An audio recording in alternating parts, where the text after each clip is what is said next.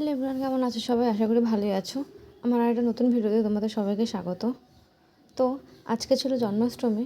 তো সকাল সকাল ঘুম থেকে উঠে স্নান করে নিয়েছি। তখন ভোর প্রায় 5:30 বাজে। আর ঠান্ডা লেগে যাচ্ছিলো, কারণ এত সকালে শ্যাম্পু করে স্নান করা, তার মধ্যে বাইরে অঝোরে বৃষ্টি পড়ছে, মানে খুবই ঠান্ডা লেগে যাচ্ছিলো। তো তোমরা দেখো বাইরে কী পরিমাণে বৃষ্টিটা হচ্ছে, দেখেছো? সারাটা দিন এই বৃষ্টি। তো তারপর ওদিক থেকে এসে আমি এখানে একটুখানি ডেকোরেশন করে নিচ্ছি, যেখানে গোপুসোনাকে বসাবো সেই জায়গায়। যতই হোক আজকে আমাদের গোপুসোনার বার্থডে না, একটা তো সেলিব্রেশন হতেই হয়। আর বার্থডে সেলিব্রেশনের জন্য তো সুন্দর করে জায়গাটা সাজাতেই হয়। তো দেখো এবার আমরা এই জায়গাটা সুন্দর করে সাজিয়ে নিচ্ছি। আমি ফার্স্ট টাইম সাজালাম, জানি না কতটা কি হয়েছে। তো তোমাদের কেমন লাগলো জানিও। যেইটুক চেষ্টা করেছি, আবার মাঝে মাঝে খুলেও যাচ্ছিলো।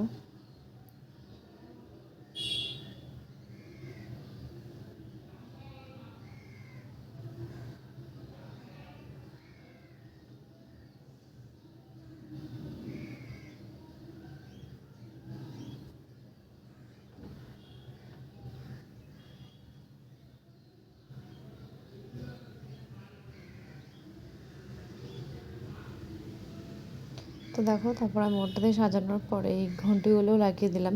তো তারপর ভাবছিলাম ফুল দেবো, কিন্তু ফুলটা যে লাগাবো সেই জায়গা পাচ্ছিলাম না, তার জন্য ফুলটা দেওয়া বন্ধ করে দিলাম আর দেইনি।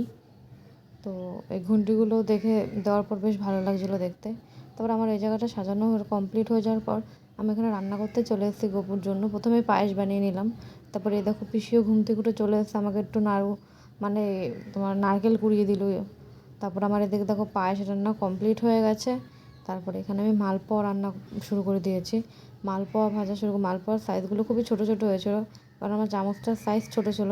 আর আমার আগের থেকে সুজি কমপ্লিট হয়ে গেছিলো, সুজি লুচি কমপ্লিট হয়ে গেছিলো। এবার আমি একটু আলুর দম বসিয়ে দিয়েছি, আলুর দমটা দেবো গপুকে। তারপর দেখো ও ঘুম থেকে উঠে গেছে।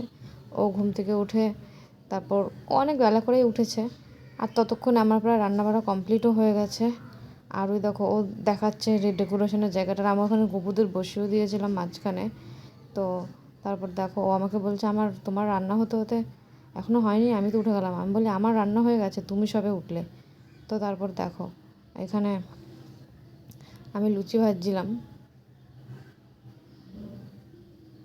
তারপর আমার রান্নাবাড়া সব কমপ্লিট হয়ে যাওয়ার পর, গোছানোর পর এই জায়গায় আমি গপুকে চলে এসেছি নতুন জামা কাপড় পরাতে, কারণ বার্থডে বলে কথা, বার্থডেতে তো নতুন জামা লাগবেই না। তোমরা জানো এই গোপালগুলো আমি নিজে কিনিনি, এগুলো আমি গিফটে পেয়েছিলাম আমার রিসেপশানে। আর আমি আমার ওই বাড়িতেও পেয়েছিলাম একটা, আমার ফ্রেন্ডরা দিয়েছিল ওটা।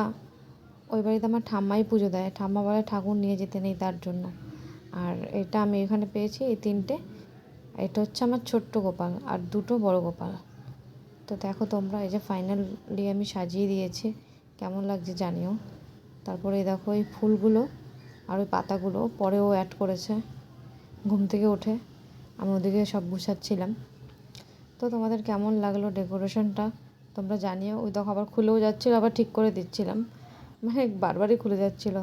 তারপরে এখানে আমরা পুজো দিয়ে নিয়েছি, মানে সকাল সকাল পুজো দিয়েছি।